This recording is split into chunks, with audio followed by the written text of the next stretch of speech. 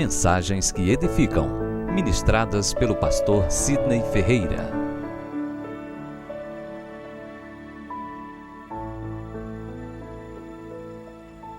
Aleluia, louvado seja o nome do Senhor Jesus. Gostaria de convidar os irmãos a se colocarem em pé, em reverência à leitura da palavra.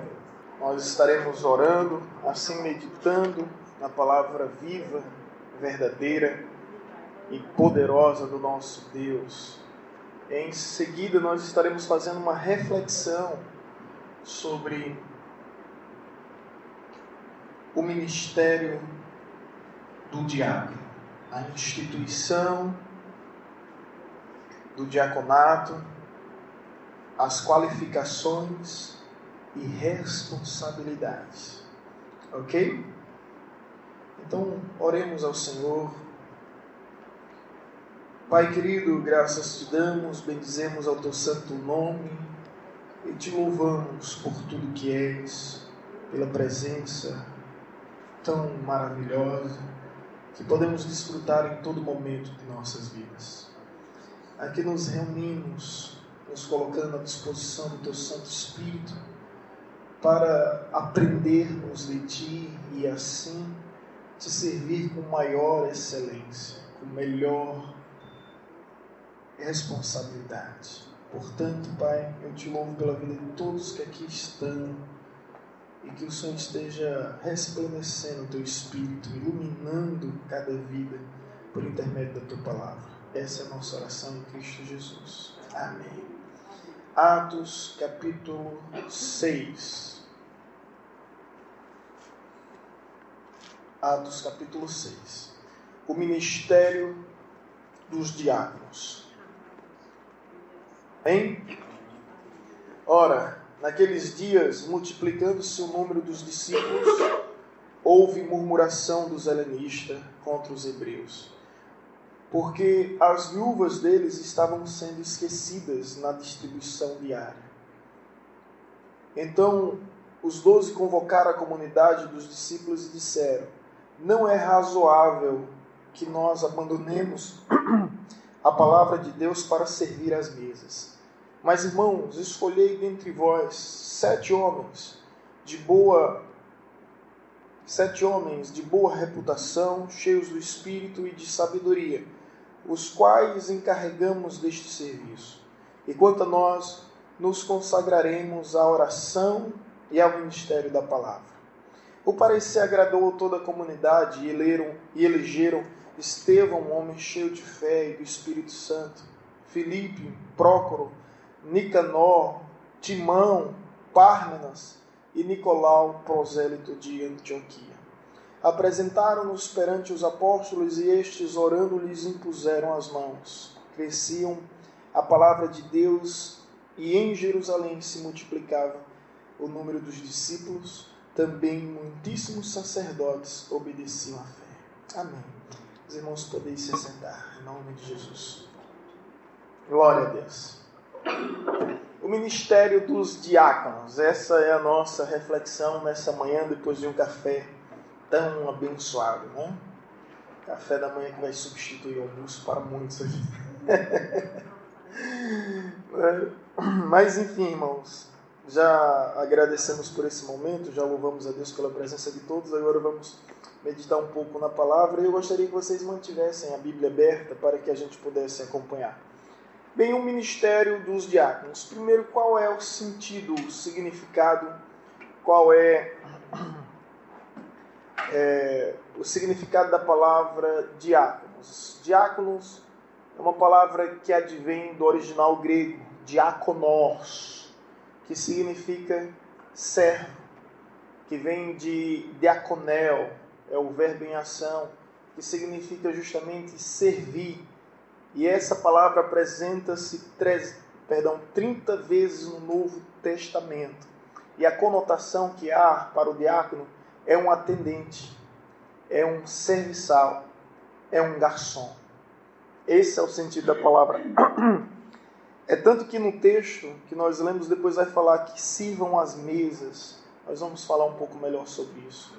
Então, o que é um diácono? Ele é justamente aquele que foi separado para ser servo, escolhido por Deus para o serviço. E dentro da missão cristã, a maior vocação, nós nem sabemos que é servo.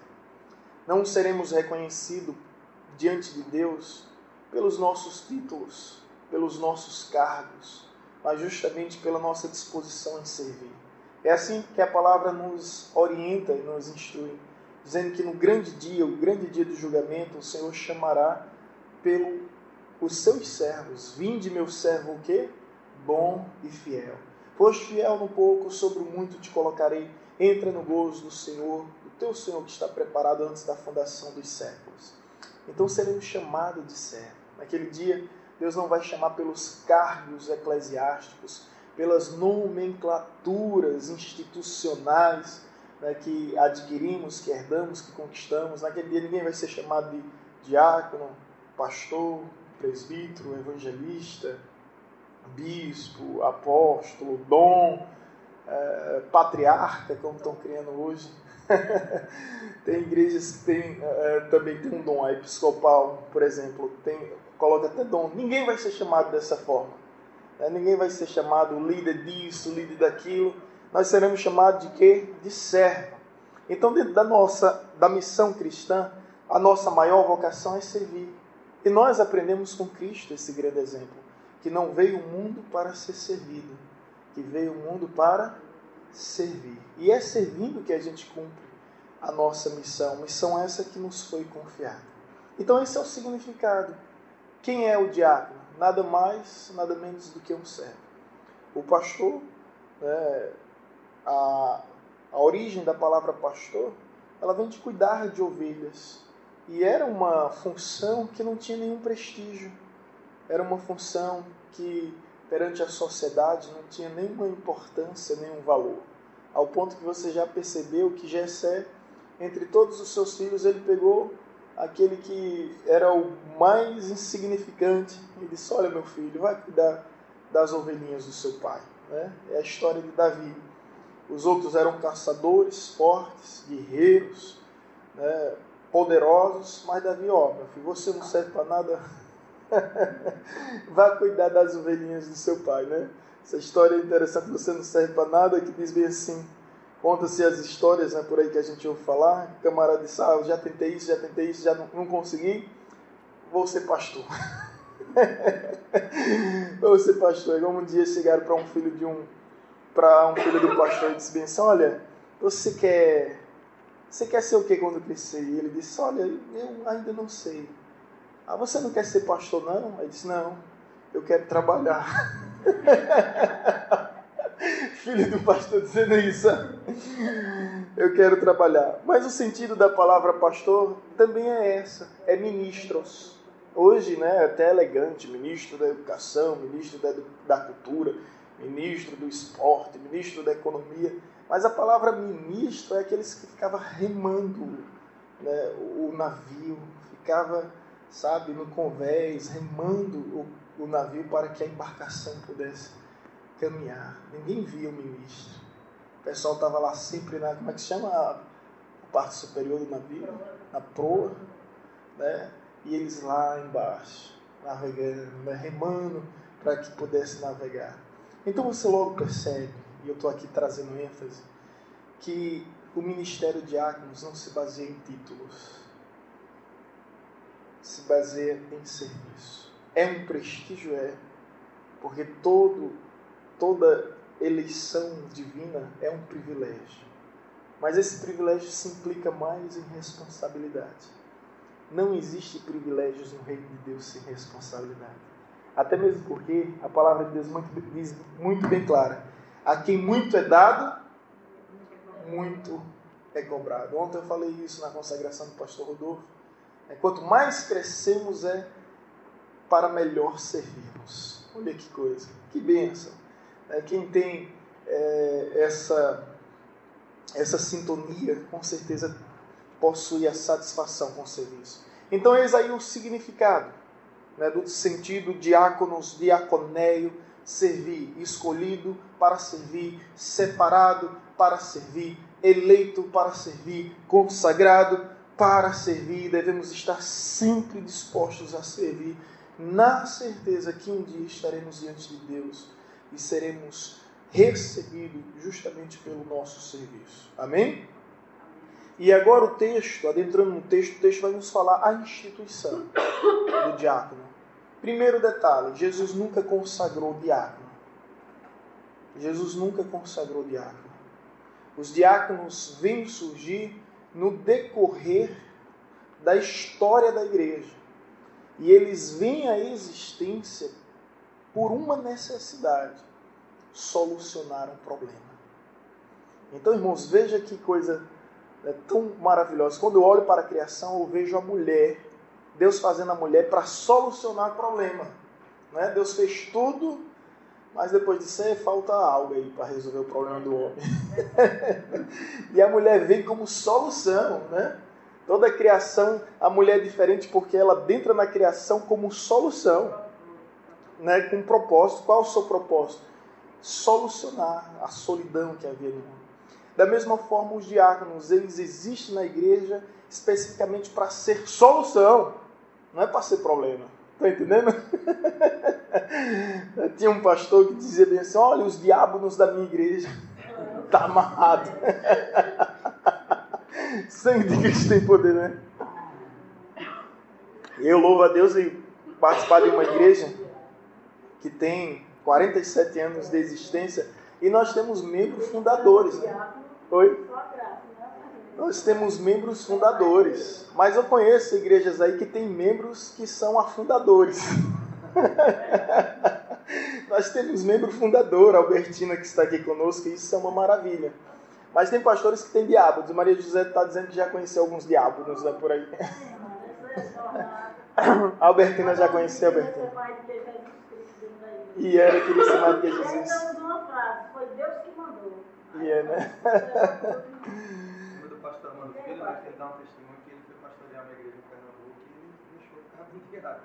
Foi mesmo. Foi. Quem? Armando Filho? Eita, verdade. Você Muito lembra bem. aquela história? Ele falou pra gente. Ele chegou Armando Filho foi pastorear em Garanhuns. Caruaru. Caruaru, não foi? Caruaru. E ele desistiu do pastorado por causa de um diácono. Mas quando a gente... É verdade. Diáconos abençoados como esses. É uma bênção de Deus. Veja o versículo 1. Ora, naqueles dias, multiplicando-se o número dos discípulos, houve murmuração dos helenistas contra os hebreus, porque as viúvas deles estavam sendo esquecidas na distribuição diária. Detalhe. Daí surge a necessidade dos diáconos. Necessidade de ser solução para o problema. Agora vamos assim, nas entrelinhas do texto, vamos extrair, sabe, o que de fato é importante. Veja, ora, naqueles dias, multiplicando-se o número dos discípulos, houve o quê? Murmuração. Por que houve murmuração? Porque se multiplicava o número dos discípulos. Então, o que é que acontece na igreja? Aumentando a igreja, aumenta os problemas. Amém? Ok? Aumentando a igreja, quando a igreja está crescendo, olha o que o texto nos diz, os problemas também vão aumentando. E aí a gente precisa dessa resiliência, dessa capacidade de administrar essa situação, e graças a Deus nós temos o Espírito para nos dar a direção. Então, até então, tudo muito bem. A igreja estava crescendo, a igreja estava triunfando, a igreja estava prosperando, mas veio justamente murmuração. Murmuração pessoas dizendo, eu não estou sendo assistido, eu não estou sendo acompanhado, eu não estou tendo visita, ninguém está me procurando. Sobrava para quem? Para os apóstolos. Sobrava para os apóstolos. E essas murmurações, olha só, porque as viúvas deles estavam sendo esquecidas na distribuição diária. Essas murmurações, elas procedem. Porque ninguém pode ser esquecido no reino de Deus. Ninguém pode ser excluído, ninguém pode ser abandonado, ninguém pode passar despercebido. Então as murmurações, elas não são fruto, né, de uma dissensão, de uma contenda, de uma facção, de uma rebelião. Tem um sentido. Ou seja, não estava havendo justa distribuição, ao ponto de que alguns estavam sendo esquecidos e a partir daí começa a existir as murmurações. É verdade que nem todas as murmurações procedem. né, tem sentido, mas essa aqui no caso tem sentido. Então vamos imaginar agora em nosso tempo, qual seria a nossa solução para essa situação? A igreja evangelizadora crescendo, de repente surgindo murmurações, porque alguns não estão sendo assistidos, alguns não estão sendo atendidos. Então qual seria a solução? Vamos aumentar o número dos apóstolos? Não. Porque os apóstolos foram separados por Deus. Vamos, então, deixar que o apóstolo pregue a palavra e comece a visitar todos os enfermos? Não. Nós pastoreamos uma igreja que é evangelizadora de 400 a 600 membros de congregado. Esse é o fluxo de gente que nos visita, né? 400 a 600. Se o pastor fosse visitar cada membro, cada congregado, uma vez por dia, terminava o ano, ele não conseguia visitar todo mundo. Estão entendendo a lógica? Terminava o ano e a gente não conseguia visitar todo mundo. É por isso que meu ministério eu visito em casos de extrema necessidade e casos em que eu sou solicitado. Porque eu já recebi porta na cara. Porta na cara mesmo, literalmente. Abri a porta, pastor, o senhor, por favor, não tenho condições de lhe atender agora não. Eu querendo atender a pessoa, ela pensando que ia me atender. Aí eu lá, em Jesus. Amém. Mas não dá. Então digamos que há murmuração, de fato, por questões de que alguns estavam sendo esquecidas. E qual foi a solução dos apóstolos há 2000 anos? É a mesma solução. Veja versículo 2. Então os 12 convocaram a comunidade dos discípulos e disseram: não é razoável que nós abandonemos a palavra de Deus para servir à mesa. Lembra do sentido da palavra diáconos? Servo, garçom. Olha o texto agora. Para que venhamos abandonar a palavra de Deus para servir às mesas. As mesas dos gregos, dos helenistas, dos judeus, das hebreias. Essa é a grande questão, pois não? E às vezes tem algumas reclamações, porque as pessoas não entendem as funções de cada um no reino de Deus. Não é a palavra. E aqui mesmo diz, né, que o pastor ele é responsável pela oração e o ministério da palavra. E os diáconos é a visita. E o pessoal sempre quer que o pastor vá fazer visita, né? Às vezes vai lá o povo diaconal todinho. Mas se o pastor não for, cadê o pastor? Né? Às vezes a pessoa não entende. Cada um tem sua função no reino. Né? A questão do seu papel para desenvolver no ministério. E eis aqui no versículo 2 a escolha dos apóstolos. Não é razoável que abandonemos a palavra de Deus para servir às mesas. Então a palavra ela tem que ser prioridade. Né? John Stott, ele disse que passava 40 horas preparando um sermão. Gente, vocês têm noção do que é isso? Você passa 40 horas pregando um sermão. E Charles Spurgeon dizia que só se sentia seguro em pregar numa passagem quando já tinha pregado ela mais de 20 vezes. Olha que situação. Então, o ministério da proclamação da palavra exige muito da nossa parte como pastores, como exigia da parte deles como apóstolo. Então ele diz, não é justo abandonar a palavra de Deus para servir à mesa. Aí vem o versículo 3, mas, irmãos, escolhei dentre vós. Momento, daqui a pouco eu vou para o versículo 3, porque aqui eu vou falar das qualificações dos diáconos. Eu ainda estou falando da instituição. Então a instituição do diácono ela vem para solucionar problema, não para criar problema. Ela vem para auxiliar o ministro, auxiliar o apóstolo, auxiliar os pastores, descentralizando, né, todas as funções que de fato os sufoca. Você lembra do conselho de Jetro? Até hoje é estudado, eu fiz administração. E é incrível como o conselho de Jetro ainda hoje é analisado. E Jetro era um sacerdote pagão. E foi usado por Deus para instruir Moisés. Jetro, sobre Moisés, fica acompanhando Moisés. Moisés acordava cedo, 6 horas da manhã, entrava na sua tenda. Tinha uma fila quilométrica de pessoas e ele atendia uma por uma. E Jetro lá observando. Muito bem. Vem cá, cabra, deixa eu falar contigo. Não é bom isso que você faz. Você tanto prejudica a si mesmo, como prejudica a todos. Escolha homens capazes, fiéis, idôneos, leais, não é qualquer homem. Homens que aborreçam a avareza, coloque como líder de 1000, como líder de 100, e eles vão estar instruindo o povo. Até hoje o conselho de Jétro é utilizado nas organizações, é analisado no mundo corporativista, porque é justamente a solução para descentralizarmos a função e delegarmos assim responsabilidade revestido de autoridade. Então o conselho de Jétro é essencial, né? Ninguém pode fazer tudo sozinho. Então é importante descentralizar. Então a instituição do diácono ela vem como para ser auxílio do pastor, para ser auxílio do apóstolo, para ser auxílio do ministro. A instituição do diácono, veja o versículo 7. Crescia a palavra de Deus em Jerusalém, se multiplicava o número dos discípulos também. Muitíssimos sacerdotes obedeciam. Sabe o que é que eu acho interessante? É que o primeiro versículo começa a falar do crescimento, mas depois fala de um problema gerado por meio do crescimento. Só que esse problema não falou mais alto. Esse problema não prevaleceu. Esse problema não suplantou a essência da igreja. Porque no último versículo nos mostra o quê? Que a igreja voltou a crescer. Não impediu, não atrapalhou. Então, a instituição do diácono, além de solucionar problema, além de auxiliar o ministro, é projetar o crescimento da igreja. E tudo que está em perfeita ordem tende a crescer. Amém? Os irmãos estão entendendo? Estão acompanhando? Então os diáconos vieram, resolveram o problema. Essa é a realidade. Os diáconos resolveram o problema e a partir daí a igreja voltou a crescer. E cresceu de uma forma tão extraordinária que a Bíblia diz até os sacerdotes judeus estavam obedecendo à fé. Porque, sabe o que é que os sacerdotes judeus olhavam para a igreja e via?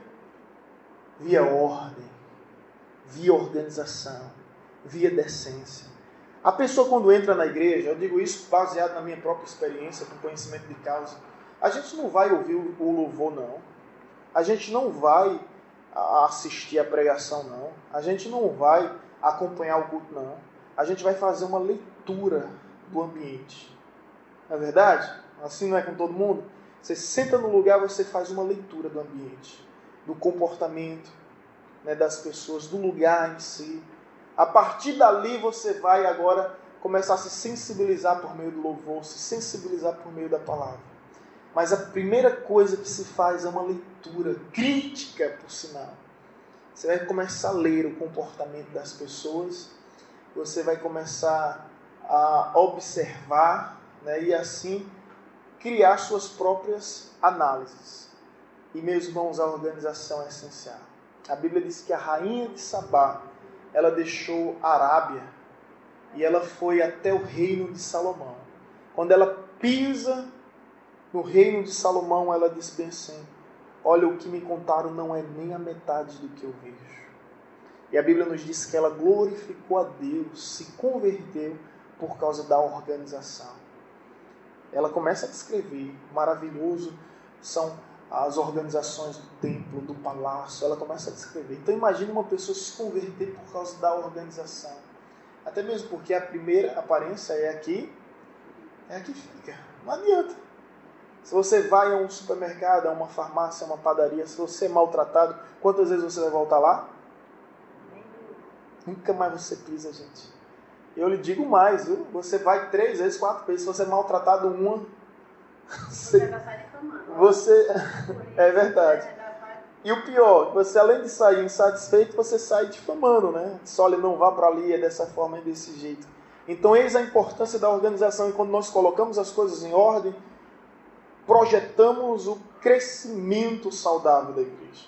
Agora sim, vamos para o versículo 3. Depois de falar do significado da instituição, nós vamos falar da qualificação, ou melhor, das qualificações do diácono, ok? Versículo 3. Você percebe que o diácono não é qualquer um. Versículo 3. Irmãos, escolhei dentre vós 7 homens de boa reputação, ok? Ou seja, tem que ter bom testemunho. Lá em 1 Timóteo capítulo 3 vai dizer bom testemunho dos de fora. Não é só dos de dentro, mas dos de fora. O que dizem a sua família sobre você, o que dizem os seus colegas de trabalho sobre você. Tudo isso é importante. Boa reputação, cheios do Espírito. Não é simplesmente ter o Espírito, não é simplesmente crer no Espírito, mas é ser uma pessoa cheia do Espírito, né? E de sabedoria, lógico, não se trata meramente de conhecimento, mas a sabedoria como dádiva, como dom da parte de Deus, aos quais encarregaremos este serviço. Essas são as qualificações dos diáconos. Agora vamos para 1 Timóteo 3, da continuidade. Percebe a responsabilidade dos diáconos? Amém, irmãos?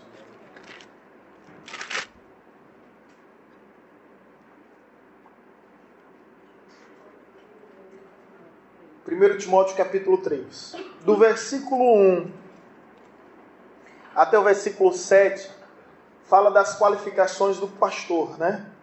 Agora do versículo 8 até o versículo 13, fala das qualificações do diácono. Olha o que diz o texto. Semelhantemente, quanto aos diáconos, é necessário que sejam o quê? Respeitáveis, de uma só palavra, não inclinado a muito vinho, não cobiçosos a sórdida ganância, conservando o ministério da fé com a consciência limpa. Também sejam estes, primeiramente, experimentados e se mostrarem irrepreensíveis, exerçam o diaconato. Deixa eu fazer uma observação. Eu gostaria de fazer uma observação em cada palavra, mas sei que o tempo não é permitido, até mesmo porque é uma reflexão, não é um curso para diácono. Nós teremos um curso. Mas também sejam o que? Experimentados. Ou seja, deixa eu lhe dizer uma coisa aqui que é muito importante. Não existe uma carreira eclesiástica. O membro vai ser consagrado ao obreiro, o obreiro ao diácono, diácono ao evangelista, evangelista ao pastor. Isso é muito importante deixar bem claro. Tem obreiro que nunca vai ser diácono. Tem obreiro que foi chamado para ser obreiro. Se for diácono, meu irmão, vai virar um diácono. Não é, Albertina? Foi chamado para ser obreiro. E aqui os irmãos mais antigos do diaconato sabem que teve pessoas que a gente consagrou ao diaconato, mas depois lá nós fomos e tiramos a consagração. Foi. Tem camarada que é diácono que eu cheguei lá e disse, olha, não tem mais condições de ser. Estou pedindo o seu diaconato. Voltou a ser membro da igreja. Outros voltaram a ser obreiro. E daqui a pouco eu vou explicar a base bíblica que nós temos, porque diácono não é vitalício. Quando eu for falar o nome dos 7 diáconos escolhidos, eu vou falar sobre Nicolau.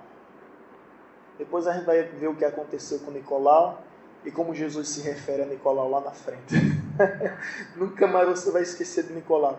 Não é. Então é importante dizer que não há uma carreira. Tem obreiro que vai ser obreiro o resto da vida. Tem diácono que vai ser diácono. Tem evangelista que vai ser evangelista. É interessante que na vida do pastor Rodolfo, ontem veio externamente, mas eu procurei ser sucinto, tendo em vista toda a liturgia da consagração ao ministério. Mas na vida de Rodolfo foi diferente da minha. E cada caso é um caso. Na vida de Rodolfo ele foi membro, foi obreiro, foi diácono, foi evangelista, foi consagrado a pastor. E eu o acompanhei em toda a fase da sua vida, e posso dizer que ele foi aprovado em todos os momentos, como membro, como obreiro, como diácono, como evangelista e como pastor. Agora, o meu caso, gente, até hoje eu não conheci um igual. Se você já conheceu, me diga. Sabe qual foi o meu caso? De seminarista para pastor. Doideira, né? Foi seminarista para pastor. Aí um dia eu tive que ouvir um camarada, eu tive que ouvir isso. Né? Entreguei, igual Paulo entregou a Alexandre. Entreguei ao outro lá. Paulo dizia bem assim, olha, você entrega a Satanás. Tive que entregar essa alma. Porque o camarada chegou para mim, é porque você foi de seminarista para pastor de uma hora para outra. Você não entende essas coisas. O camarada me disse isso, na cara dura. Né? Aí eu disse, meu amigo, você não conhece minha vida. Isso porque ele queria que eu colocasse ele num seminário que era um absurdo. Pensando que eu fui com facilidade. Você não conhece minha vida, meu amigo. Porque os 4 anos que eu tive no seminário foram 4 anos trabalhando. E Deus me provando nas formas mais difíceis. Comecei a trabalhar na periferia de Sítio Novo, não era, Vanessa? Sítio Novo, era pregando e ouvindo tiro. Pá, pá, pá. Era uma loucura e sempre presente.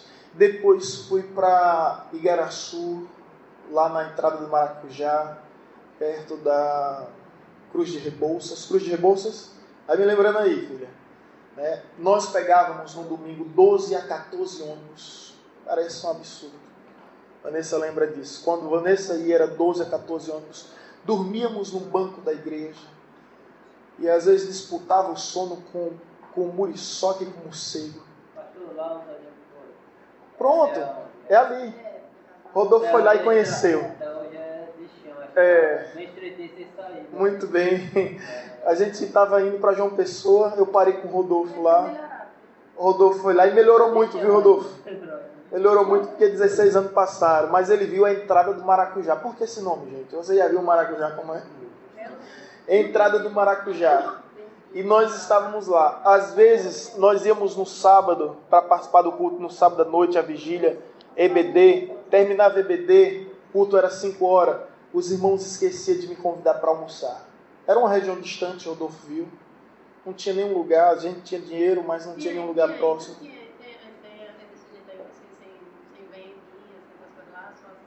Nem observei tanto, mas melhorou muito a vista do que era.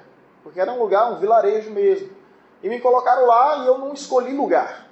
Eu não escolhi lugar. Onde o Senhor me enviar, eu aprendi com John Wesley, o teto da minha paróquia é o céu, aonde o Senhor me enviar eu irei. Deus me enviou para a favela, eu fui.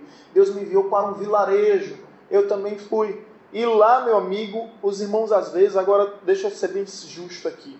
Digamos de 50 almoços que eu tive lá, os irmãos esqueceram uns 5. Né? Deixa eu ser justo. Esqueceram uns 10%, mas é justamente esses 10%, né? Que quase nos mata, que doeu. Mas não houve vitimização, não houve mágoa, não houve ressentimento. Vanessa sabe que no dia que eu tive que sair de lá, eu parei em frente, fiquei olhando e chorando, não conseguia expressar os meus sentimentos. Chorava, sabe? Porque eu sabia do tempo de Deus naquele lugar, do tratamento de Deus. E não houve vitimização. Às vezes as pessoas chegavam e diziam: missionário, esqueci do seu almoço. Não se preocupe não. Eu atacava as pipocas das crianças. Pipoca doce, pipoca salgada. E ali começava... É verdade. E ali eu sabia que Deus está provando. Depois saímos de lá, me colocaram lá para a Vitória de Santo Antão. Vanessa também me acompanhando. Vitória de Santo Antão, a gente pegava 2 ônibus, um metrô e um ônibus comercial. Era uma loucura. Né? Lá foi uma bênção viver um tempo lá. Né? Mas também chegou o tempo de Deus. Então, os 4 anos, uma região também muito carente. E vivemos os 4 anos de bênção. Quando terminou o seminário, de todos os pastores, com 23 anos eu fui consagrado ao ministério. Eu sempre fui o mais novo da minha turma, o mais novo do internato, o mais novo, o mais jovem, pastor consagrado. E depois todos disseram, meus colegas, assim, isso foi porque Sidney, é o que eles disseram, eu achei interessante, Sidney escolheu viver a história que Deus decidiu escrever para ele. Porque sabe o que é que eu era tentado com os colegas meus? Não é? Era tentado da seguinte forma: deixa esse povo, vamos ajudar um pastor de uma igreja grande, Rony Morolá, Belarmino, Paulo Hortêncio, vamos ajudar essa turma que a gente vai ganhar uma oferta de seminarista. E existia, a oferta de seminarista era R$200. E detalhe, passei 1 ano na entrada do Maracujá e não recebi R$1. As passagens era eu que pagava, de ida e de volta. Né? E os irmãos nem sabiam disso, pensavam que o pastor Moreira me ajudava. Né? Até questionário, porque eu vinha passar as férias em Paulo Afonso. Não tinha como passar as férias lá, não ia pagar o quê? Com que dinheiro, aluguel? Mas enfim, disseram isso. Olha, Sidney foi o único, porque eles decidiram viver acompanhando pastores com esse interesse. Mas eu disse: não, Deus, eu estou aqui para viver o que o Senhor tiver para mim. E ali fomos construindo a história. Então, de repente, alguém pensa: de seminarista para pastor? Ah, meu irmão, quem me vê sorrindo não sabe o que eu chorei. Não sabe as lutas dos 4 anos. E eu sei que Deus era provando, Deus preparando, moldando o nosso caráter, forjando o nosso temperamento para que estivéssemos aprovados para o santo ministério. Então, cada caso é um caso. Meu caso foi de membro para seminarista, primeiro dia de aula, irmão. O que aconteceu? Você é o quê? Eu disse, eu sou. Cada um se apresentava. Eu sou presbítero da igreja tal, eu sou diácono da igreja tal, sou pastor auxiliar da igreja tal, sou líder dos jovens. E você? Olhei e pensei, meu Deus, o que é que eu vou falar? Eu só tinha 1 ano e 2 meses de convertido. Pensei, olha, eu sou membro da Igreja Batista Evangelizadora lá em Paulo Afonso. Aí me apresentei como membro.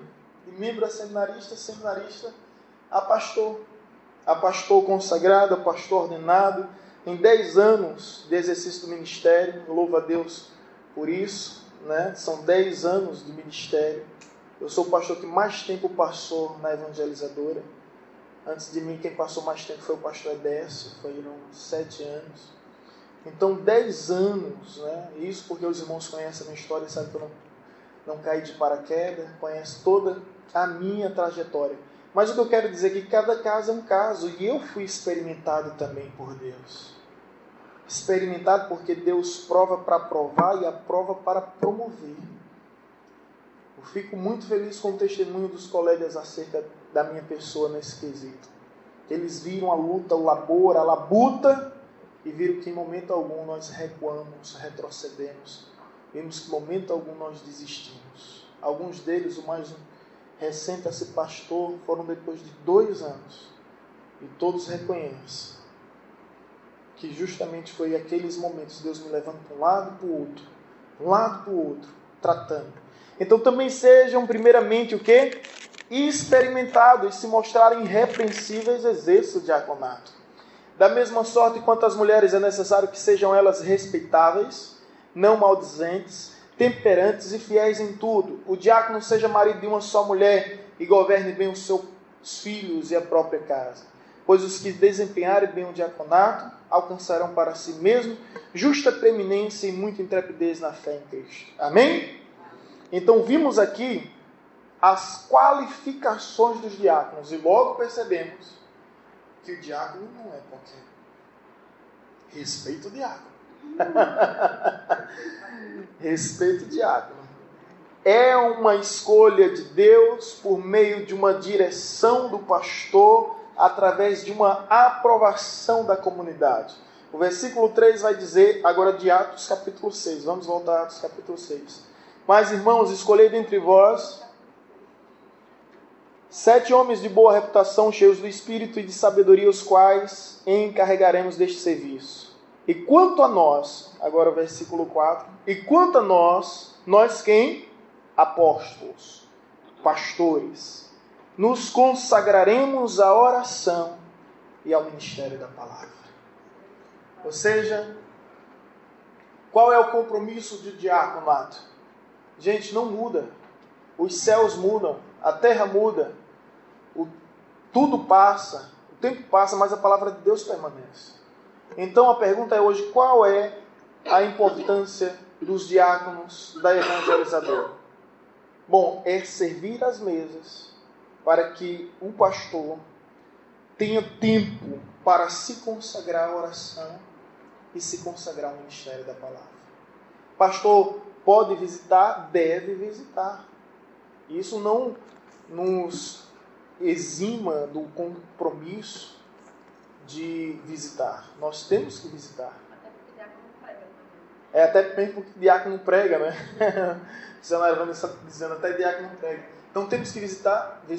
Agora, visitar por visitar, sem nenhum motivo, sem nenhuma razão, né? Diante de tantas atribuições, diante de tantas incumbências nos confiadas, não faz sentido. Então visitar em casos extremos, de extrema necessidade, onde um próprio diácono pode chegar e pastor, fulano está precisando de visita. É um caso sério. Voltando ao conselho de Jetro. Sabe o que é que Jetro disse a Moisés? Moisés, você separa homens para resolver todos os problemas e aquilo que eles não conseguirem resolver, tragam até você. Então é isso. O diácono vai fazer o que pode fazer. Diante de uma situação que ele julgar complexa, difícil, complicada, ele traz para o pastor resolver. E é interessante, né? Trazer para o pastor resolver essa situação.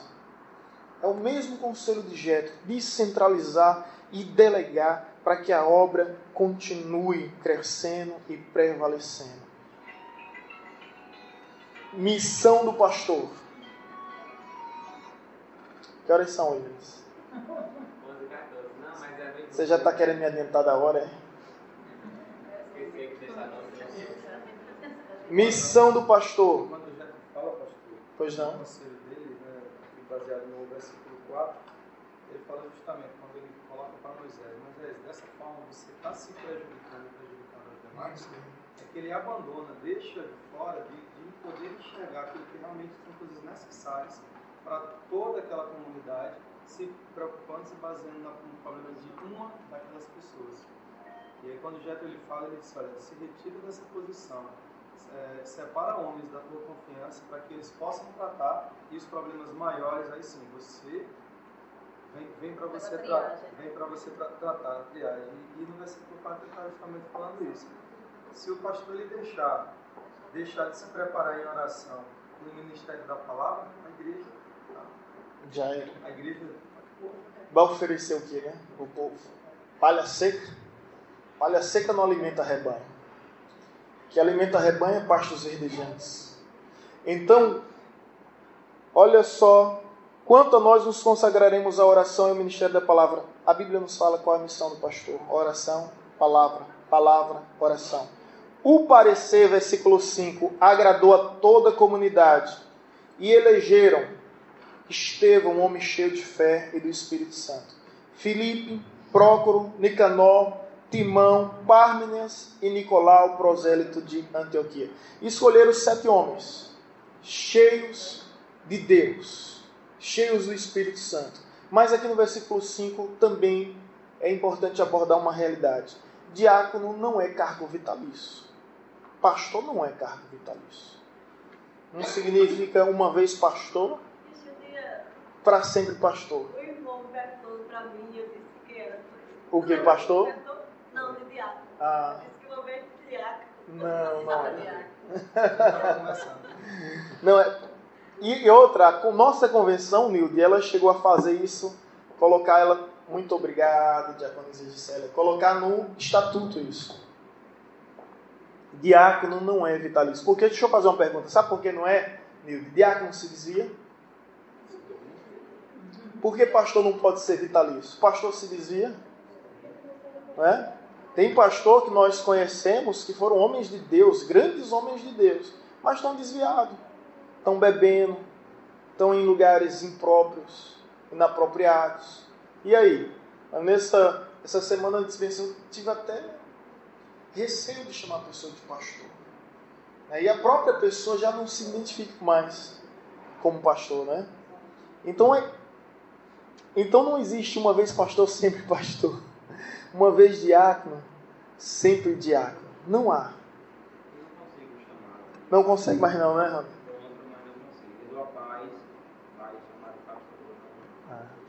Não tem como desassociar. É aquilo que eu falei na consagração do pastor Rodolfo. Do que nós somos, do que nós fazemos. Do que nós fazemos. Eu estava falando há algum tempo, toda empresa, toda instituição, falando com o Rodolfo. O que ela quer de você é o seu profissionalismo. O que você é dentro da empresa é isso que importa. O que você faz fora da empresa, problema seu. Com o reino de Deus, não. O que você faz dentro é o que você faz fora. O que você faz fora é o que você faz dentro. Se você faz dentro, prejudica o que você faz fora. O que você faz fora, prejudica o que você faz dentro. Então, não é algo que nós fazemos, é algo que nós somos. É onde a gente for, a gente vai ser tratado de quê? Pastor, né? Onde a gente for. Estava agora num final de semana com a família de Vanessa e tiveram alguns familiares que vieram de Salvador. Em todo tempo, ninguém chama de si, né? Pastor, pastor, pastor, pastor, pastor. Né? Ninguém vai chamar ou advogado fulano, ou juiz fulano, né? Ninguém. Mas pastor é em tudo que é lugar. Né? Em tudo que é lugar nós somos tratados como tal. E aqui, Nilde, versículo 5. Nicolau, prosélito de Antioquia. Quem foi Nicolau? Vamos para o Apocalipse. Foi um grande homem de Deus. Foi. Ou melhor, foi não. Era. Era um grande homem de Deus. Mas quando Deus escreve a igreja de Éfeso, olha o que ele diz, a igreja de Éfeso. Apocalipse 2. Ao anjo da igreja de Éfeso escreve estas coisas, diz aquele que conserva a mão direita as 7 estrelas que anda no meio dos 7 candeeiros de ouro. Conheço as tuas obras, tanto o teu labor como a tua perseverança, e que não podes suportar homens maus, e que puseste à prova os que a si mesmos se declaram apóstolo e não são, e os achaste mentirosos. E tem perseverança, e suportaste as provas por causa do meu nome, e não te deixaste esmorecer. Tenho, porém, contra ti que abandonaste o teu primeiro amor. Lembra-te, pois, onde caíste? Arrepende-te e volta à prática das primeiras obras. E se não venho a ti, moverei o teu lugar e o teu candeeiro, caso não te arrependas. Tens, contudo, a teu favor que odeia as obras dos quais também eu odeio. Nicolau criou um movimento chamado Nicolaíta. A igreja de Éfeso é elogiada por Deus pelos seguintes motivos. Versículo 2. Conheço tuas obras, tanto o teu labor como a tua perseverança, e que não podes suportar homens maus, e que puseste à prova os que a si mesmos se declaram apóstolos e não são, e o achaste mentiroso. Olha que igreja. Tem uns caras lá que chegaram, olha, nós somos apóstolos da parte de Deus, a igreja de Éfeso. Olha, não, vocês são charlatões, vocês são mentirosos, vocês são mercenários. Os diáconos, a igreja de Éfeso fez isso e Deus vai elogiar. Vocês resistiram aos falsos profetas. E no versículo 6, tenho contudo a teu favor que odeias as obras do Nicolaíta, as quais eu também odeio. O que foi que aconteceu com Nicolau? Nicolau aderiu a uma seita, a um pensamento errôneo chamado gnosticismo, e acreditava que a salvação advém por meio do conhecimento, e o que importa é o espírito, e a carne não tem nenhum proveito. Ele entrou na loucura de entregar sua própria esposa para se prostituir com os outros, acreditando que dessa forma ele chegava a obter elevação espiritual. Já pensou que é a situação? Essas são as obras de Nicolaíta. Foi um homem escolhido, mas depois foi um homem que caiu, que errou. E aqui Deus já não chama ele mais de diácono. Deus chama o quê? Eu odeio. Eu odeio Nicolau e os nicolaítas. É sério, né, gente? Então cargo vitalício não existe. Uma vez pastor, sempre pastor. Esqueça isso. Uma vez diácono, sempre diácono. Justamente. Até mesmo porque pastor se dizia, né? Diácono se desvia. E depois que se desvia, não tem como, né? Como o Rony falou, você está vendo o cara bebendo, o cara fazendo uma coisa errada, o cara chega lá, e aí pastor, tudo bem? Que evangelho é isso? Né? Que relativismo é isso? Então é complicado, a gente sabe cada absurdo. Conheço histórias de pessoas que deixaram o seminário e foram abrir terreiro de macumba em Salvador. Na época do nosso seminário. Na época do nosso seminário que a gente estudava. Né? Que apostataram da fé. Mas vamos lá, continuando.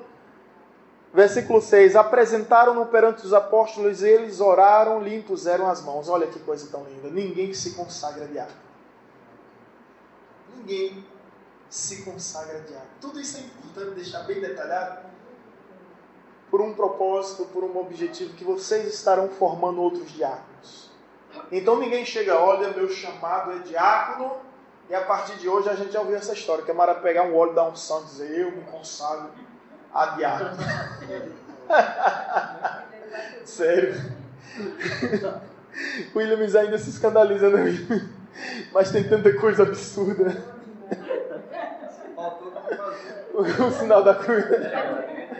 Se eu me consagro a diácono, e a partir de lá, diácono. Teve camarada de Paulo Afonso que foi fazer uma pregação em Caruaru, a pessoa disse que ele tinha chamado para pastor, já veio dizer que era pastor, abriu uma igreja, engravidou a namorada, fez uma loucura, e dizendo que é pastor, porque Deus disse que era pastor.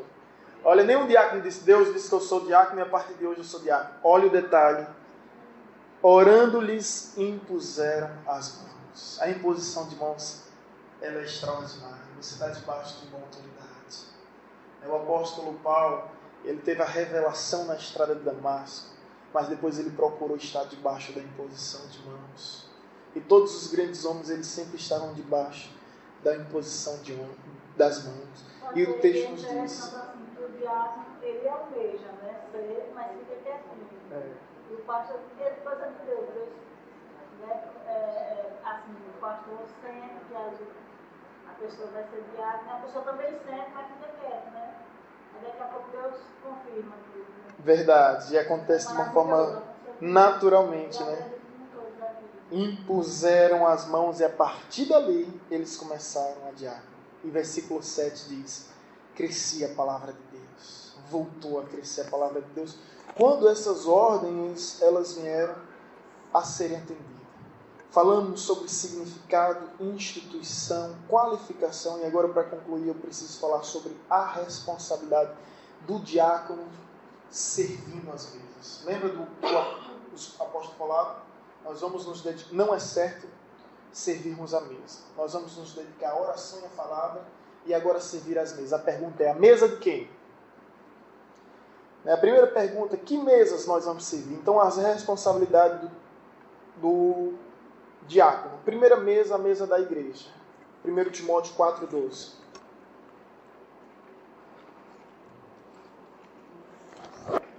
1 Timóteo 4,12. É uma palavra de Paulo a Timóteo, como jovem líder, exercendo o ministério e o diaconato por meio do serviço. Olha o que o apóstolo Paulo vai dizer: ninguém despreza a tua mocidade, pelo contrário, torna-te padrão dos fiéis na palavra, no procedimento, no amor, na fé e na pureza. Servir a mesa da igreja, servir a mesa dos fiéis. Então, diácono, nossa responsabilidade é servir as mesas. Olha o que o texto diz: torna-te padrão, modelo, exemplo, referência dos fiéis. Em quê? Na palavra, no procedimento, no amor, na fé e na pureza. Ok? Ser exemplo dos fiéis. É a primeira mesa que nós temos que servir, é a mesa da igreja. E eis aqui os requisitos: palavra, procedimento, amor, fé e pureza. Eu espero que os irmãos estejam recebendo essa palavra, ponderando, compenetrados e absorvendo essa verdade. Servir as mesas da igreja. Segundo, é importante que o diácono também sirva a mesa da sua família. Isso é para pastor, para diácono, isso é para o cristão. Porque tem gente que é bênção na igreja, mas maldição no próprio lar, e isso não pode acontecer de modo algum. E o conselho do apóstolo Paulo para o jovem Timóteo, 1 Timóteo 4,8, olha o que diz. 1 Timóteo...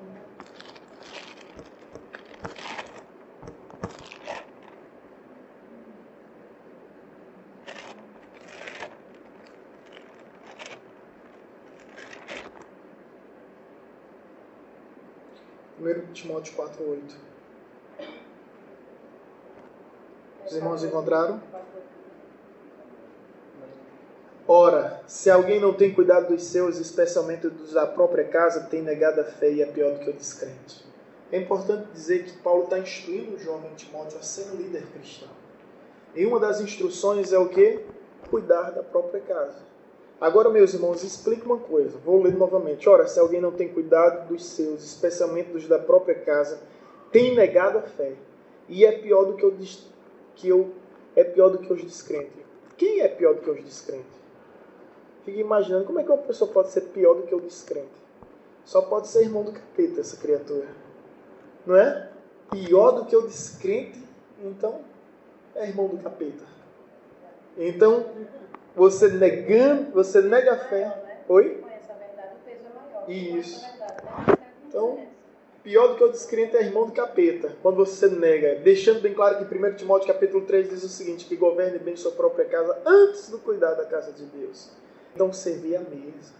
É aquela velha historinha do criança meu, diácono pregando, né? Mamãe, vamos morar na igreja. Mamãe, vamos morar na igreja. Mamãe, vamos morar na igreja. Mas por que, meu filho? Papai aqui é tão bom. Papai aqui é tão gentil, tão cordial, tão agradável. Eu quero esse pai aqui comigo. Então vamos morar na igreja. O pai é bênção na igreja, mas fora é uma tristeza. Então, servir a mesa da igreja, servir a mesa da família. Terceiro, servir a mesa do pastor. Hebreus, capítulo 3.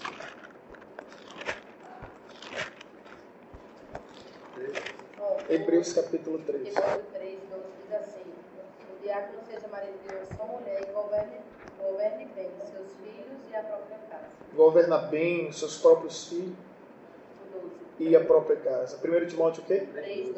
1 Timóteo 3,12. Governa bem a casa e os filhos. Muito bem.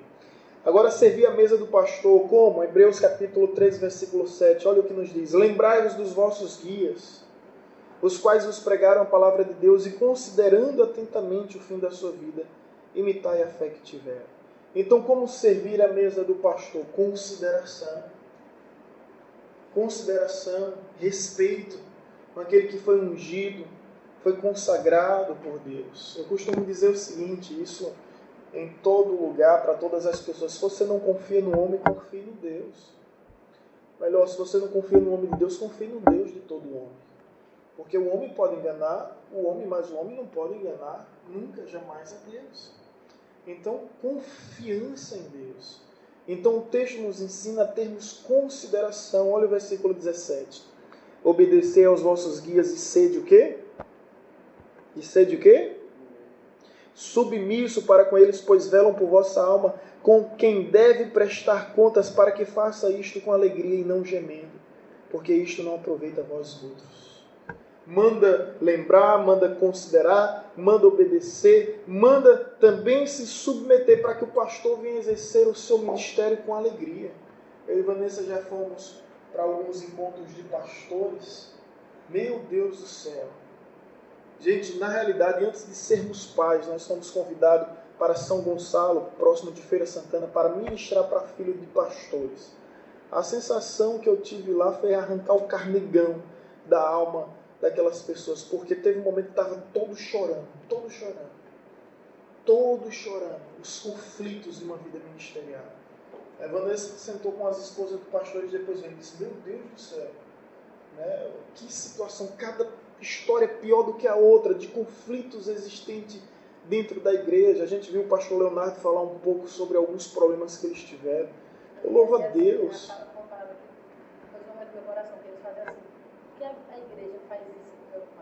As crianças disseram, né? Porque a igreja faz isso com meu pai. Teve uma esposa de pastor que falou para a Vanessa lá e as meninas, ela estava pregando, que ela um dia foi com uma roupa melhor para a igreja e a outra criatura chegou para ela: olha, rapaz, onde meu dízimo está sendo empregado. Está sendo bem empregado. Já pensou? Já pensou? Igreja não sustenta pastor, quem sustenta pastor é Deus, né? Quem sustenta pastor é Deus que sustenta pastor.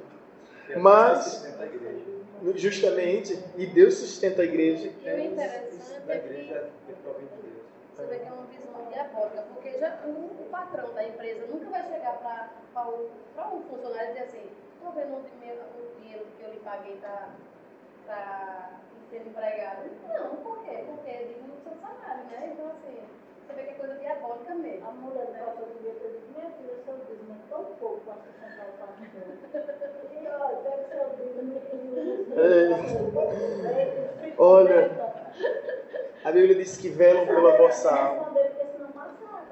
Velam por essa alma, porque quem presta conta, ou seja, um dia nós estaremos prestando conta diante de Deus por cada alma. E outro detalhe, fazer isso com alegria, não gemendo. Eu conheço muitos pastores que exercem seu ministério pastoral gemendo. São pessoas, sabe, traumatizadas da vida. E o texto nos diz: isso não aproveita a vós outros. Eu louvo a Deus pela igreja evangelizadora. Eu louvo a Deus pelo corpo diaconal. A história dessa igreja trouxe muita saúde, trouxe muita maturidade. E nós não temos, graças a Deus, esse tipo de problema. Aonde eu vou, gente, norte, sul, leste, oeste, quando pergunta sobre o meu corpo diaconal, sabe o que é que eu digo? É bênção. Procura sobre a igreja, eu digo é bênção. Eu digo com boca cheia, de coração alegre. Rodolfo esteve comigo no último encontro de pastores que eu fui. Ele viu uns pastores lá, de tão traumatizados, se tornaram brutos. Teve um pastor, eu pego, faço isso. Eu disse, pelo amor de Deus, isso não é evangelho. Porque o evangelho diz que nós não devemos agir como dominadores do rebanho. Não é esse tipo de liderança, autoritarismo ditatorial, de pessoas totalmente, arrogantes. Né? Então, não é esse autoritarismo. A autoridade não é autoritarismo. Ia falar? Outra coisa também que marcou foi a igreja, estava chovendo muito e a igreja alagou a frente da igreja. Aí um irmão falou para o outro, bora pegar um rodo, coisa para poder estar jogando aqui. Aí o outro disse, quem ganha da igreja é o pastor, não passa. Aí ele ia chegando na hora, aí o bicho tirou o terno que ia pregar. Não que ele não possa fazer isso, mas ele estava vindo para pregar, já estava indo para coisa. Aí ele tirou o terno, tirou o sapato, tudo, para poder virar a água para o pessoal entrar. E o pessoal tudo assistindo, assim, olhando por ele, que recebeu. Ele recebeu, porque ele recebia para isso, entendeu? Assim, você vai para essas reuniões, eu digo, meu Deus, como a gente é sarado, que igreja, sem presunção nenhuma, assim, sabe? Mas é como eu digo, vocês sempre, assim, são testemunhas disso, porque eu não sou estar me reclamando, coisa não, ao contrário, assim, a gente vê a igreja sarada. Nós temos conselho como qualquer família tem, né? Na nossa casa, que a gente ama, né? Que a gente tem problemas. Mas assim, o povo é tão triste, eu vejo assim, mulheres e pastores de entrar em depressão, de aquela coisa, eu peço, pelo amor de Deus, que meu marido saia disso, assim, de trauma. E às vezes não são pessoas que são, porque às vezes tem pastor que dá motivo, né, para que as pessoas façam. Mas assim, você vê pessoas de bom coração, tudo, passando por essas lutas, é muito triste você ver isso aqui. Teve uma mulher de pastor aqui em Paulo Afonso, e o pastor nos contou isso em casa, que ela pediu desligamento da igreja. Ele continua sendo pastor da igreja e ela se desligou. Só não quero ser mais membro dessa igreja, não. E ela teve razões, né? Foi situação difícil, rapaz, ela pediu desligamento. Teve aqui situações na igreja, né, que aconteceu com um amigo meu que hoje não exerce mais o ministério pastoral. Ele foi muito importante na minha vida, eu agradeço muito, tenho um carinho especial. Mas ele estava um dia dirigindo uma assembleia extraordinária. Teve uma pessoa que se levantou na igreja e disse assim, seu urubu, você não sabe nada, você veio ontem, caiu de paraquedas desse jeito. Pastor negro, cor negra, teve que ouvir isso na frente da esposa e na frente dos filhos. Disse, meu Deus do céu, eu não esqueço isso. Eu acho que causou mais trauma em mim do que nele. Ele nunca me contou isso. Quem me contou foi uma ovelha. Eu fiquei agoniado. Eu não liguei para ele. Eu peguei o carro, fui na casa dele e disse, isso é verdade. Por que você não me contou isso? Sabe? Não importa o erro que ele tenha cometido, a falha que ele tenha realizado. Não é essa forma. Não é essa forma que se age. Né? Que Deus é isso? Que confiança em Deus é essa? Mas enfim, são tristes relatos que se a gente for contar aqui não vai parar. Que são muitos, cada um piores do que o outro. Mas a palavra de Deus nos diz lembrar, considerar, obedecer e se submeter. Essa é a função da igreja para com o pastor, dos diáconos, servir a mesa do pastor. E agora a última mesa que o diácono tem que servir é a mesa de Deus. E o que é que se requer de um diácono? Entre tantas virtudes, qualidades que nós poderíamos citar, Mateus 22, versículo 39 é suficiente quando diz amar a Deus sobre todas as coisas. Amar a Deus sobre todas as coisas. Então, para o diaconel, servir como garçom à mesa de Deus, servir a mesa, vocês estão entendendo a conotação de um garçom? Eu, como pregador, me sinto como um garçom. Né? E como eu queria estar na mesa sentado. Né? Mas sigo-me como garçom indo lá, entregando um alimento que não é meu, um alimento que já está todo pronto lá. Eu pego daqui, boto na bandeja, me sinto honrado por isso. Né? Mas há um trabalho a ser realizado. Né? Ministrar, organizar a bandeja, tudo. Né? Tá tudo pronto aqui. A gente não precisa acrescentar mais nada. Né? Não precisa incrementar mais nada, fomentar mais nada, inovar mais nada, está tudo pronto. É só extrair, botar na bandeja e levar para o povo de Deus. Então o que é que acontece, meus irmãos? Essa é a missão de garçom. Essa é a missão do diácono.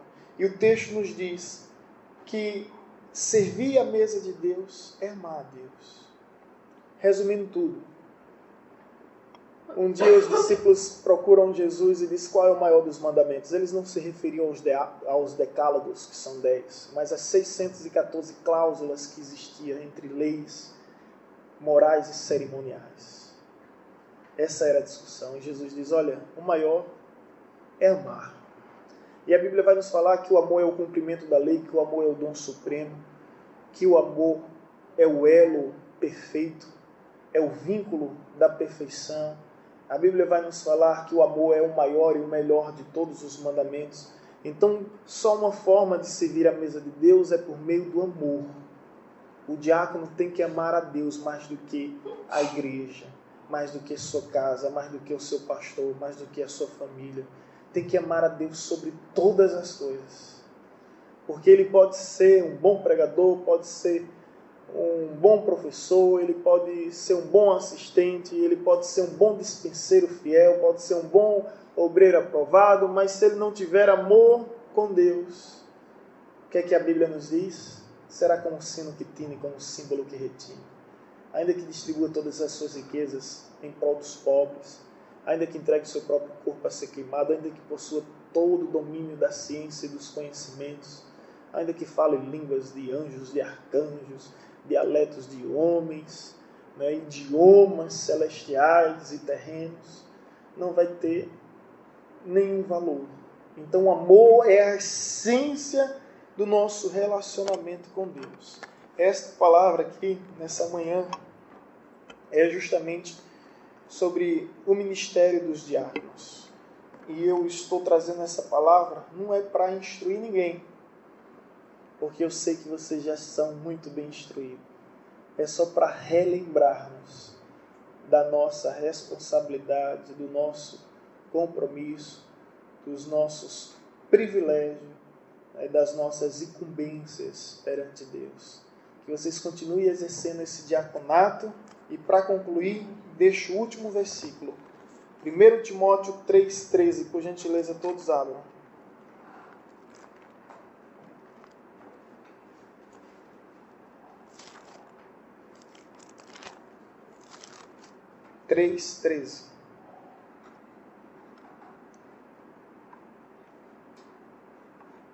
Os irmãos encontraram? Pois os que desempenharam bem o diaconato, não é desempenhar o diaconato, é desempenhar bem. Pois aos que desempenharem bem o diaconato alcançarão para si mesmo justa preeminência, justa posição, digna posição e muita intrepidez na fé em Cristo Jesus. Louvado seja Deus. Aqui uma promessa para aquele que cumpre bem. Será honrado em sua posição e mais do que isso, crescerá em sua fé. Eu poderia até dizer, prevalecerá com sua fé. Então, houve momentos que nós nos deparamos com diáconos que não desempenharam bem o diaconato. Muita sensatez, muita sabedoria. Eu pedi o diaconato. Até mesmo porque quem é que vai prestar conta diante de Deus? Quem é que vela pela alma de cada um? E um dia Deus vai dizer bem assim, olha, e por que você não tratou fulano, ciclano, beltrano? Lembra do sonho do pastor Luiz Andrade? O pastor Luiz Andrade é um dos maiores homens de Deus que eu já conheci. Homem de oração, lá da igreja do Pirajá em Salvador. Pregamos lá 3, 4 vezes. Uma igreja muito abençoada. Uma igreja enorme, maior do que a nossa. E ele disse que teve um sonho com muita gente da sua igreja, conhecido, amigos seus, que estavam no lado indo para o inferno. Não foi isso, funcionário Vanessa? E Deus tinha dito que é ele?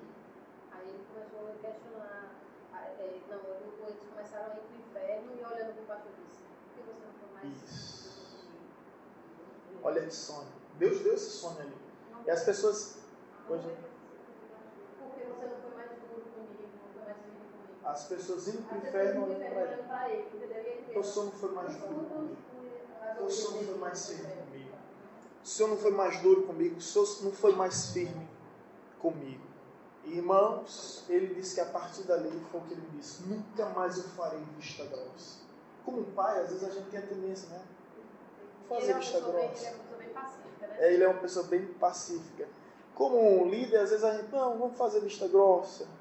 Como pastor, a gente tem essa tendência como líder. Mas ali ele sentiu essa cobrança, Deus falou com ele e falou comigo também, pelo que falou com ele. Então, o nosso compromisso é chamar a atenção, porque nós vamos velar. Então, teve diáconos já na nossa história que não desempenharam bem o papel, deixaram de ser diácono, hoje não são. Pode um dia até voltar a ser, porque não há ressentimento que venha dominar os meus sentimentos, pelo contrário. Né? Agora, quem vai se manter aprovado é a pessoa. O que é que diz 2 Timóteo 2,15? Procura apresentar-te a Deus aprovado. É você que se procura aprovado, não é o pastor que vai te aprovar, é você que vai se aprovar. Procura te apresentar aprovado diante de Deus. Eu acho que poucos pastores teve coragem de fazer o que eu fiz. E vocês são testemunha. Assim como poucos líderes teve coragem de fazer o que Jesus fez. Jesus, certa ocasião, pregou, o discurso dele era duro e alguns começaram a abandonar. Sabe o que Jesus disse? Vocês querem me deixar? Então vão. Muitos ficaram desesperados. Opa, peraí, vamos rever nossos conceitos, reavaliar os nossos valores. Desculpa, foi um ato falho. Por gentileza, voltem. E eu passei um momento difícil com o nascimento de Sara ou Gabriel, não sei, na igreja, porque eu precisava passar uma semana em Recife, uma semana aqui, e houve murmuração. Oi? De Sara, né? Houve murmuração na igreja. E sempre vai haver murmuração. E o diácono precisa de sabedoria para quê? Porque a Bíblia diz: não aceite denúncia contra presbítero, a não ser acima de 2 ou 3 pessoas. Ou seja, o que a Bíblia está falando é: não aceite denúncia. E é importante quando você conhece a pessoa, quando há vínculo, quando há relacionamento. Então, diante de uma série de murmuração, tinha diáconos envolvidos. Então fui para uns 3 ou 4 diáconos: você não é mais diácono, você não é mais diácono, você não é mais diácono, você não é mais diácono. E me reuni com os diáconos lá na Posto do Vale ainda e usei o cajado, a força do cajado que me foi confiado. E eu disse: olha, a situação é assim, estou na visão, estou na direção, cumprindo a missão. Quem quiser ficar comigo, fica. Quem não quiser, essa é a hora. Sai agora do diaconato. E ali eu tive a melhor reação que eu poderia imaginar. Pastor, estamos com você. Estamos junto comigo. Quem está comigo está, quem não está, não está. Porque quem junta, junta. Quem espalha, espalha. O que é que Jesus disse? Quem não é por mim é contra mim. Quem comigo não junta, espalha. E ali eu tive uma reação muito boa, porque era tudo ou nada. E os diáconos se levantaram: pastor, estamos com o Senhor, estamos com o Senhor, estamos com o Senhor. E 4 diáconos deixaram de ser diáconos. Teve que sair da igreja? Teve. Teve ainda uns que saíram da igreja. É verdade. 3 saíram da igreja, então foi mais do que 4. Foram 5 ou 6. Não é? Então chamamos, Rodolfo já estava lá, não era, Rodolfo? Rodolfo já estava lá. Usamos a força do cajado e disse: ou é ou não é. Eu louvo a Deus pelo comportamento de cada um de vocês. E eu estou aqui formando diáconos para que vocês possam formar outros diáconos. Eu espero não precisar mais tratar desse assunto com vocês, mas espero que vocês estejam totalmente habilitados para transmitir esse conhecimento para quem quer que seja. E amanhã pessoas possam ser instruídas por meio de vocês, porque discípulos formando discípulos. Discípulos formando discípulos, porque quem não é discípulo não sabe gerar discípulo. Quem nunca foi discípulo jamais vai gerar discípulo. Então, vocês são discípulos, transmitam isso para outros. Hoje nós temos um grupo de 12 diáconos, 2 deles sendo jubilados. Pronto, Januário e Albertino é diácono para sempre. Januário Albertino é diácono para sempre, né? Que foi jubilado, essa é a maior honra.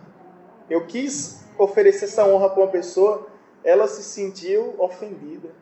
É a maior honra. Meu sonho é chegar a ser jubilado como pastor. Porque isso significa que eu cumpri a missão. A partir dali eu não tenho mais obrigação. Eu faço por prazer, sabe? Eu não tenho mais nenhuma obrigação. E ver Januário aí sempre dando exemplo, né, Januário? Januário é um grande guerreiro. Mas o meu sonho é ser jubilado. Eu fui oferecer isso a uma pessoa jubilada. Ela foi olhar no dicionário, olha só. Foi confiar no pai dos burros ao confiar no anjo de Deus. Aí quando abriu o dicionário, estava lá, jubilado, aposentado, descartado. Era essa a palavra. Tinha essa palavra, né? Aí você vai para outro dicionário, você vai dizer bem assim, honrado, ó, jubilado, jubileu. Você vai ser honrado.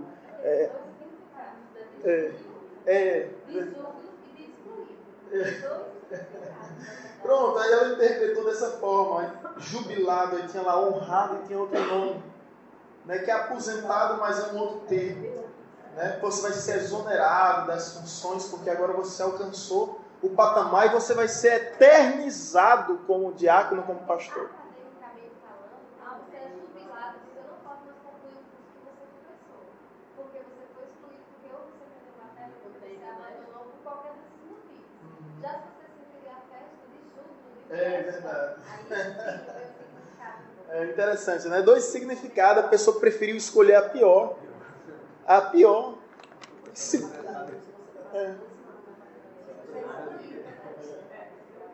Jubilada, né? Você é jubilado na faculdade. Não tem mais condição de concluir o curso.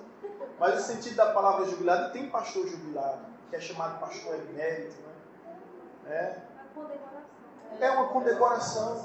É uma condecoração. Uma honraria. Você vai morrer como diácono, você vai morrer como pastor, jubilado, sabe? Você vai partir para a eternidade consagrado. Enfim, não compreendeu porque não perguntou. E eu todo feliz da vida, todo animado, preparando tudo, achando que estava abafando. Camarada complexado, doente, já nervoso. Foi, o dicionário, depois de muito tempo, ele veio mostrar, ó, tá aqui, aposentado, descartado, né? E o sentido era outro. Enfim, gente, chegamos à conclusão desse momento tão agradável na presença de vocês.